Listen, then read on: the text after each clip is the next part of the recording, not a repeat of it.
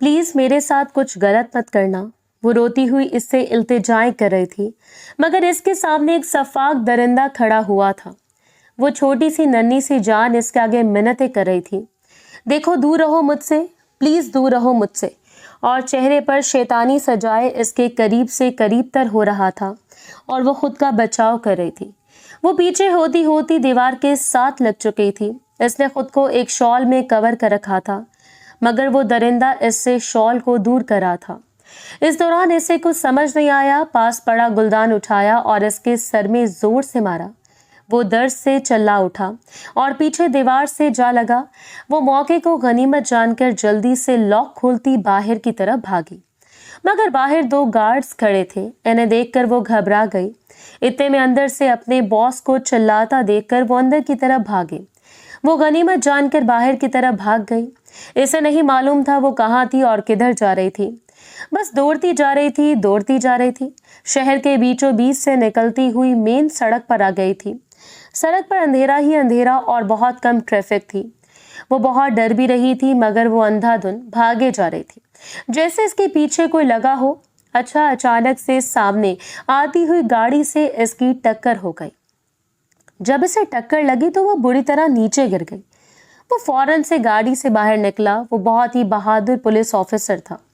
यूं एक 16 साला लड़की को सड़क पर देखा जो कि बेहोश हो चुकी थी और इसकी कनपट्टी से खून बह रहा था।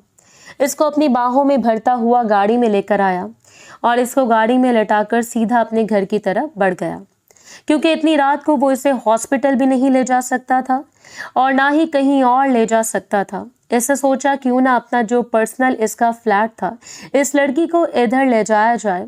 इसे घर पहुंचकर अपनी बाहों में भरता हुआ कमरे में ले आया। बेड पे लेटाते ही वो इसे होश में लाने की कोशिश करने लगा, मगर इसे कोई होश नहीं आ रही थी। काफी देर बाद जब इसे होश आया तब मोइज बाहर था। कमरे को देखकर इसके फिर से ओसान खता होने लगे। कहीं इसी शख्स ने इसे दोबारा तो नहीं पकड़ लिया था। वो ये सोच सोचकर परेशान हो रही थी, मगर बात कुछ और थी, क्योंकि इधर से तो ये काफी मीलों दूर आ चुकी थी। थोड़ी देर बाद वो हाथों में कुछ खाने की चीजें लिए कमरे में वापस आया।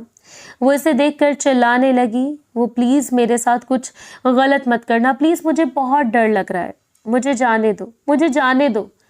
वो ऊंचा ऊंचा चला रही थी। इतने में मोइज इसके करीब आया और इसे हाथ लगाने लगा। मुझे हाथ मत लगाना, मुझे हाथ मत लगाना। वो बहुत डरी सहमी हुई लग रही थी। वो खुद ही खुद में सिमट रही थी। देखो, मैं कुछ भी गलत नहीं करा। वो इसे नरमी से समझाने लगा। तुम भी इसी के आदमी हो ना? वो रोती हुई बोली। मैं किसी का आदमी नहीं हूँ। तुम जब भाग कर आ रही थी तो तुम्हारी मेरी गाड़ी से टक्कर हुई। प्लीज़ होश में आओ। मैं आपको कोई नुकसान नहीं पहुंचा सकता। मैं तो खुद एक पुलिस ऑफिसर हूँ और मेरा फ़र्ज़ है कि लोगों की मैं हिफाजत करूँ।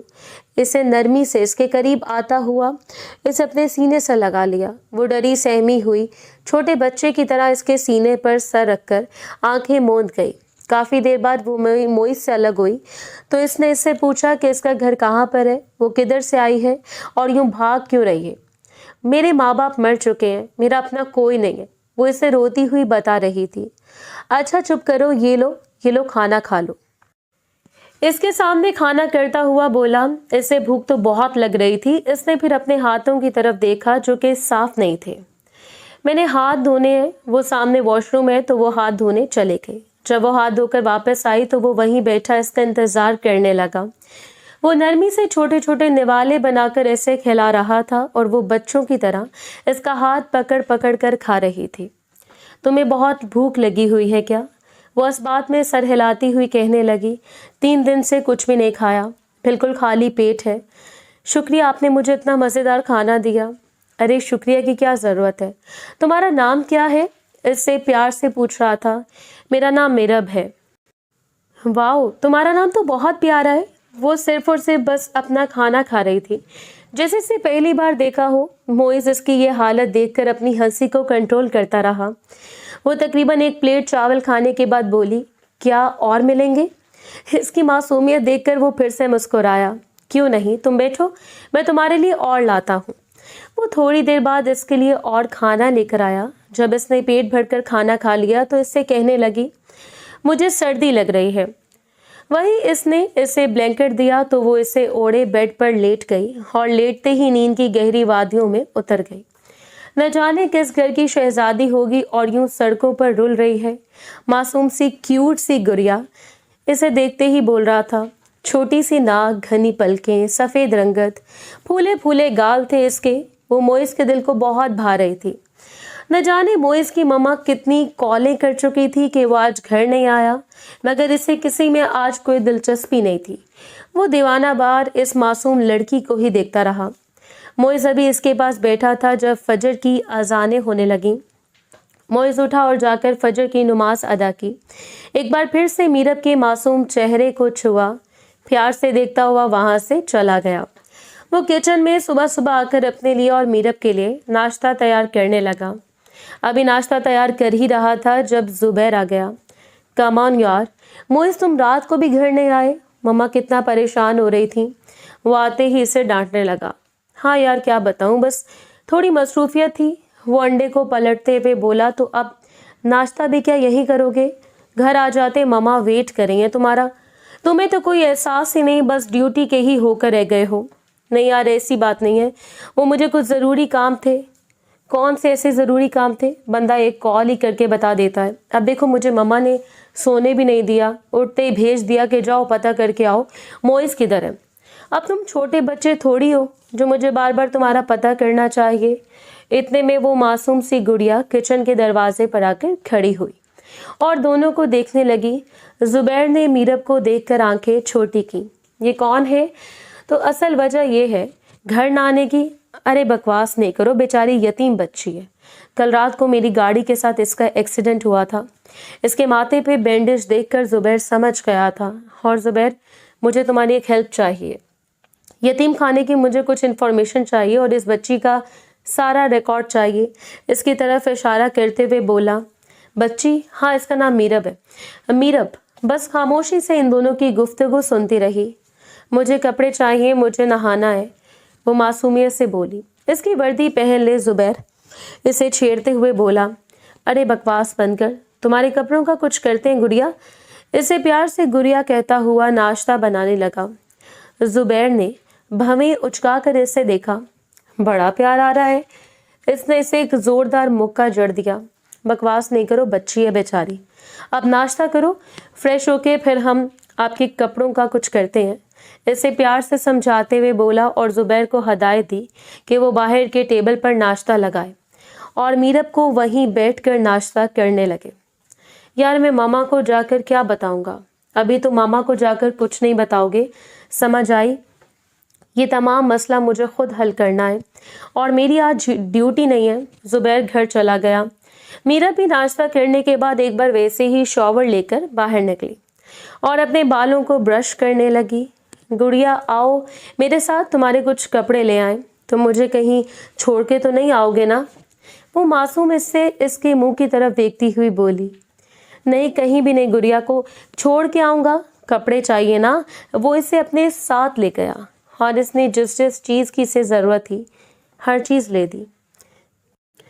कुछ सेंटर्स, कुछ स्लेब्स पर और कुछ कैजुअल ड्रेस भी ले दिए। रास्ते में इसने इसे आइसक्रीम भी खिलाई थी। थैंक यू, वो मुस्कुराती हुई बोली। वो दबी दबी हंसी के साथ ड्राइव करने लगा। इससे पहले इसे कोई इतना अच्छा नहीं लगा था जितनी ये मासूम सी लड़की अच्छी लग रही थी। वो दोनों घर वापस आ चुके थे। मोइज आते ही लैपटॉप पर बैठ गया और वो चीज़ें लेकर रूम में चली गई। वो मासूम बच्चों की तरह बैठी अपनी सारी चीज़ें देखकर खुश हो रही थी। कभी जूता पहनती तो कभी कपड़ों को सामने रखकर देखती। सब कुछ इसे बहुत प्यारा लग रहा था। वो बार बार मुस्कुरा रही थी। काफ़ी देर बाद जब मोइज रूम में आया तो देखा वो ब्लैक रंग की शॉर्ट फ्रॉक पहने खड़ी है और उलट पलट कर खुद को ड्रेसिंग टेबल के सामने देख रही है। यूँ इसको अंदर आता देखकर इसने फौरन से दुपट्टा उठाकर खुद को कवर किया। कैसी लगी ये चीज़ें? बहुत अच्छी हैं, शुक्रिया। अच्छा मुझे बताओ, खाना क्या खाओगी? अभी तो खाया है, मेरा दिल नहीं है। गुड़िया, रात को तो कुछ ना कुछ खाएंगे ना, आप कोई भी चीज़ बना लें, मैं खा लूँगी। वो हाथों के इशारे से छोटे बच्चे की तरह बोली तो वो फिर से दबी दबी मुस्कुराहट हंसा। ओके जी, जैसे आपकी मर्जी। मोइज ने रात का खाना तैयार किया और वो दोनों ने मिलकर खाया। इसी दौरान ममा की कॉल आ गई। मोइस बेटा, तुम अभी के अभी घर आओ, तुम्हें पता भी है मैं कितना परेशान हो रही हूँ। फॉर गॉड सेक मामा, छोटा बच्चा थोड़ी हूँ मैं जो आप परेशान हो जाती हैं। एक पुलिस ऑफिसर हूँ, और पता है आपको पुलिस अफसर की बहुत जिम्मेदारी होती है। हाँ पता है, लेकिन पुलिस अफसर की ये भी जिम्मेदारी होती है कि अगर माँ परेशान हो तो इसे घर आके मिलते हैं। इंशाल्लाह जल्दी ही आऊँगा आपसे मिलने, टेंशन ना लीजिएगा। अच्छा कब आओगे बताओ? कल सुबह चक्कर लगा के फिर ही ड्यूटी के लिए निकलूंगा। मतलब आज तुम ड्यूटी पर नहीं हो? नहीं मॉम, मैं ड्यूटी पर ही हूँ। आप भी ना ख्वामखा शक करती रहती हैं। आपकी मामा भी हैं, वो चहकती हुई बोली। मेरी मामा है? मेरी मामा पता नहीं किधर है, वो आहिस्तगी से बोली। आपने अपनी मामा को नहीं देखा क्या? नहीं, मैंने अपनी मामा और बाबा दोनों को नहीं देखा। मैं तो यतीम खाने में ही बड़ी हुई हूँ, और वहाँ थोड़ी मामा बाबा होते हैं। आपकी मामा आपसे प्यार करती होंगी ना, आपके लिए खाने भी बनाती होंगी। हाँ बनाती हैं, मैं तुम्हें भी अपनी मामा से मिलवाऊंगा, सच में। वो मुस्कुराती हुई बोली, लेकिन अभी नहीं। हाँ ओके, तुम सारा दिन बोर नहीं होती होगी? मुझे कुकिंग आती है। नहीं किचन में ना जाना, ओके? हाथ ना जला लो। नहीं, मैं बहुत अच्छा खाना बनाती हूँ, वो मासूमियत से बोली। अच्छा जी, चलो ठीक है, कल फिर मिलकर खाना बनाएंगे। ओके, वो मुस्कुराती हुई बोली। अब देखो मुझे नींद बहुत आई है, मैंने सुबह ड्यूटी के लिए जाना है, तुम भी सो जाओ। और मैं भी इस रूम में सो रहा हूँ। वो सोफे पर आकर लेट गया। पता करो इस लड़की का, मुझे वही लड़की चाहिए। वो गुस्से में था। इसने मेरा क्या हाल किया है, किसी को कोई अंदाजा भी है? वो छटाक भर की लड़की मुझे चकमा देकर भाग गई, और ऊपर से मेरा इतना नुकसान भी कर गई। मैं छोड़ूंगी नहीं इसको। वो गुस्से में चला रहा था। वो सब पता कर रहे हैं, इसका कोई अता पता मालूम नहीं। कहाँ गई? जमीन खा गई, आसमान निकल गया। मुझे नहीं पता, मुझे अगले 7 दिन में इसका पता चाहिए तो चाहिए। पूरी नजर रखो इस लड़की पर, ओके? सर जैसा आप चाहेंगे, वो कहकर बाहर चला गया। वो सुबह स्टेशन के लिए निकल रहा था जब वो इसे देखकर परेशान हो गई। आप किधर जा रहे हैं? मुझे अकेले डर लगता है, वो छोटे बच्चों की तरह ऐसे बाजू से पकड़ते हुए बोली। मैं जल्दी ही आ जाऊंगा, मुझे काम भी तो ज़रूरी करना है। आप पुलिस वाले हैं, मैं पुलिस अफसर हूँ। अच्छे लग रहे हो, वो मुस्कुराती हुई बोली। इसे देखकर वो भी मुस्कुरा दिया। तुम भी बहुत अच्छी हो, इसके गालों को सहलाता हुआ बोला। आप ना जाओ, मुझे डर लगता है। वाहिस्तगी से इसके सीने पर सर रखे इसे हक करने लगी। देखो गुड़िया, मेरा जाना ज़रूरी है, मैं जल्दी आ जाऊंगा। अगर पीछे से कोई आ गया तो फिर? वो आ गया तो वो मज़ीद डरती हुई इसमें सिमटने लगी। कोई नहीं आएगा, देखो मैं तुम्हारे पास हूँ, कोई भी नहीं आएगा। और मेरे घर में चारों तरफ सिक्योरिटी गार्ड है। और हाँ एक काम करो, वो दराज से एक टैब निकालता हुआ इस पर कोई ड्रामा लगा कर दे गया। तुम ये देखो, तुम्हें अच्छा लगेगा। मुझे ये नहीं चलाना आता, मैं तुम्हें समझाता हूँ। वो इसे पास बैठाकर वो चलाना सिखा रहा था। थोड़ी देर बाद वो चला गया। मीरा बहुत उदास हो गई, मगर वो मोबाइल पर चीज़ें देखने लगी। अचानक से इसे कुछ ख्याल आया तो वो कुकिंग की रेसिपीज देखने लगी। ये देखते ही देखते वो किचन गई और खाना बनाने लगी। मोइस, कितनी बुरी बात है, तुम्हें अपनी माँ का ज़रा भी ख्याल नहीं। अच्छा मेरी प्यारी मामा, गुस्सा थूक दे। इतने में जुबैर आया। हाँ मोइस यार, कैसा है? और वो कैसी है? मामा ये देखकर हैरान हुई। मोइस ये किसकी बात कर रहा है? कौन कैसी है? अरे मामा कोई नहीं, ये ईशल की बात कर रहा है। ईशल कैसी है? हाँ ईशल को क्या होना है, ठीक है वो। जुबैर को आंख निकालता हुआ खामोश रहने का इशारा कर रहा था। जुबैर का एक जानदार कह के गूंजा। हम मामा ईशल की ही बात कर रहे थे, आप तो ख्वामखा शक करती हैं। अच्छा मामा, मुझे देर हो रही है ऑफिस के लिए, मैं निकलता हूँ। वो नेट से देखकर कुछ चीज़ें बनाने लगी, जिनमें से इसने पास्ता और साथ में एक स्वीट डिश तैयार की। वो देख देख कर मुस्कुरा रही थी और खुश हो रही थी। दिन के 3 बज चुके थे। सुबह से लेकर 3 बजे तक वो ये 2 चीज़ें ही बना पाई थी। आप आई नहीं, झूठ बोलकर गए हैं मेरे साथ, लेकिन सुकून तो है ना इधर। अभी वो मुंह बसोर रही थी जब वो इसे ढूंढता हुआ किचन में आ गया। गुड़िया ये क्या हरकत है, मैं कितना परेशान हो गया था, आप उधर हो और वो खाना बना रही थी। ये तो बहुत अच्छी आपने जो चीज़ दी है मुझे, मैंने इस पर बहुत सारी रेसिपीज देखी हैं। अच्छा मुझे एक बात बताओ, तुमने स्टडी की है? हाँ बस मैट्रिक ही करवाते हैं, इसके बाद नहीं पढ़ाते यतीम खाने में। अच्छा तुमने मैट्रिक किया हुआ है? हाँ मैट्रिक मैंने किया था, मेरे बहुत अच्छे मार्क्स भी आए थे। अच्छा फिर क्या ख्याल है, आगे तुम्हें एडमिशन ले दूँ? नहीं, वो सुनते ही डर गई। नहीं मुझे आगे नहीं पढ़ना। क्यों? मुझे डर लगता है, और वहाँ पर तो लड़के होते हैं ना। मुझसे तुम्हें डर नहीं लगता? मैं भी तो लड़का हूँ ना। वो आहिस्तगी से इसका हाथ पकड़कर बोला तो वो बोली, नहीं आपसे डर नहीं लगता, आप अच्छे हो, आप इज्जत करते हो लड़की की। तुम्हें कैसे पता अगर मैं भी बुरा हुआ तो? नहीं आप बुरे नहीं हो सकते, वो मासूमियत से बोली। तो फिर अच्छा आप खुद देखे ना। वो इसका हाथ पकड़ते हुए इसे डाइनिंग टेबल की तरफ ले गई। ये देखेंगे मैंने आपके लिए बनाया पास्ता। वो इसे डिश उठाकर दिखाती हुई बोली, तुम्हें पता था इधर पास्ता पड़ा है? मैंने सारी चीज़ें देखी तो मुझे मिल गया। अच्छा और क्या बनाया मेरी गुड़िया ने? ये देखिए ये मैंने आपके लिए स्ट्रॉबेरी लाइट बनाया है, आप खाएंगे ना? नहीं मैं तो नहीं खाऊंगा, मैं तो बहुत फुल हूँ। इसे देखकर वो मुंह बना गई।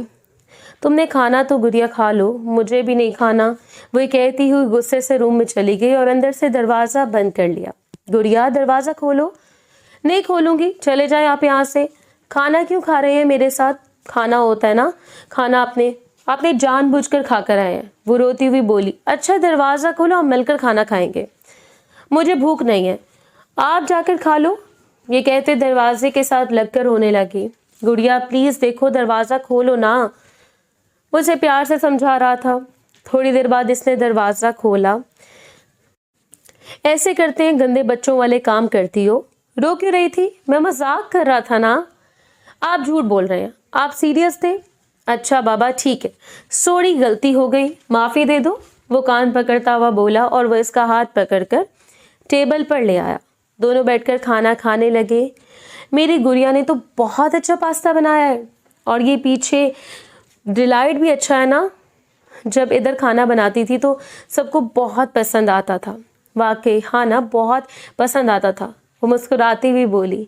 इसे न जाने क्यों ईशल कॉल और मैसेज कर रही थी, मगर वो इसे इग्नोर कर रहा था। ईशल को सख्त गुस्सा आ रहा था। मोइस को आखिर हो क्या गया है, मेरे मैसेज का रिप्लाई क्यों नहीं दे रहा, ना ही मेरी कॉल पिक कर रहा है। मैं तुम्हें छोड़ूंगी नहीं, तुम मेरा दिल चला रहे हो, वो रोती हुई बोली। मगर मैं तो आजकल किसी और ही दुनिया में जिंदा था। वो इसकी पूरी टीम यतीम खाने के ऊपर काम कर रही थी। इसे हर एक इन्फॉर्मेशन चाहिए थी, यतीम खाने में कौन कौन सी एक्टिविटी होती है और कौन कौन सी नहीं। अब तो वो सारा दिन इसी मुहिम के पीछे रहने लगा था। कभी वो मॉम के घर जाता, कभी मीरब के पास आ जाता। सब कुछ नॉर्मल हो गया था। मीरब वो इसके साथ बहुत खुश थी। असल में अब हमें मालूम हुआ है कि वो अकेले नहीं बल्कि इनके साथ एक लड़की भी रहती है। इनके फार्म हाउस पर क्या पता करो वो लड़की कौन है जल्दी। वो गुस्से में धारी, ओके मैम। मोइस आज आपने आने में इतनी देर कर दी, वो बच्चों की तरह मुंह बनाती हुई बोली। गुड़िया सॉरी, पता तो है ना मैं कितने काम कर रहा हूँ, मुझे आपसे बात नहीं करनी। मैंने आज सारा दिन मिस किया आपको। आते ही इसके सीने पर सर रखे आंखें मूंद गई। और तुम मेरी गुड़िया ने मुझे मिस किया। इसने इसे अपनी बाहों में भर लिया और कमरे की तरफ चला गया। आप मुझे कभी छोड़ेंगे तो नहीं ना? अरे मैं अपनी जान को कैसे छोड़ सकता हूँ, तुम तो मेरी दुनिया हो। खाना खाएं। नहीं पहले मैं फ्रेश होऊंगा, मोइज इसे बेड पर लेटाता हुआ बोला और आहिस्तगी से इसके होंठों को अपनी दस्तरस में लिया। इतने में बाहर बहुत हंगामा होने लगा। कहाँ है मोइस? मुझे मोइस के पास जाना है। मैम आप अंदर नहीं जा सकती। ये सुनकर मोइस फौरन से इससे अलग हुई और बाहर निकल आया। मोइस वो आते इस पर चीख पड़ी, ईशल तुम यहाँ? हाँ मैं यहाँ। शर्म आनी चाहिए तुम्हें। कहाँ है वो लड़की? मैं इसका खून पी जाऊंगी। कौन लड़की? कैसी लड़की? इतने में पीछे से मीरा भी आकर खड़ी हो गई। मोहतरम नाज़रीन और सामीन, ये इस नॉवल का पार्ट 1 था। पार्ट 2 जानने के लिए, पार्ट 2 पढ़ने के लिए आप लोगों को थोड़ा सा इंतज़ार करना होगा। इसलिए हमारे चैनल से जुड़े रहें मज़ीद ऐसी वीडियोस देखने के लिए। इसलिए हमारी वीडियोस को लाइक कर दें, चैनल को सब्सक्राइब कर दें और वीडियोस को आगे शेयर करना मत भूलें। जज़ाकल्लाह, थैंक यू सो मच। खुदा हाफिज़।